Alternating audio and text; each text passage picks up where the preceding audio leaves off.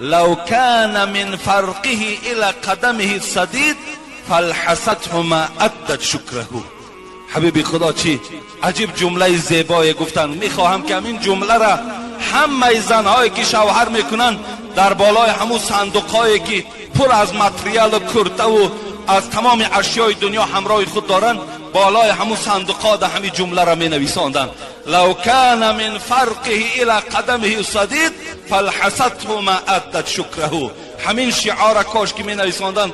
همون جوابنامه هایی که در قبر می نویسید به کسی در کار نیست، ایو جوابنامه در همون ورقهای دراز ده بالای صندوق های دخترتان ده همین جمله را نویسید.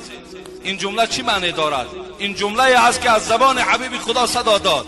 رسول اکرم گفتن اگر ای خواهر عزیز از تار سر شوهرت تا زیر قدمش اگر زرداب باشد، چرک باشد، خون باشد، با زبانت اگر تازه کده بیایی، تا حال حق شوهر به جا آوردی.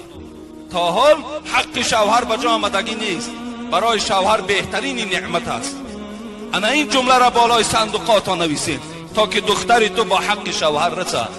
دخترها را شینانید. پدرای عزیز، مادرای عزیز، همه میخواین که رفته از سر دکان دخترتان آش خورین، شوربا خورین، بهترین نعمت ها را خورین.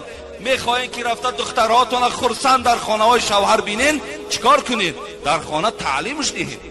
در خانه فهمانین که بچم که خانه شوهر رفتی دیگر پدر مادر نگو، دیگر اپا و خواهر نگو، دیگر دوگانه بازی و طلبه نگو. هر چیزی که شوهرت میگد اجرا کن. انشاءالله بچم به همه نیکبختی های حیاتت میرسی. گفته این نصیحت ها را باید که هر یک پدر مادر کنه.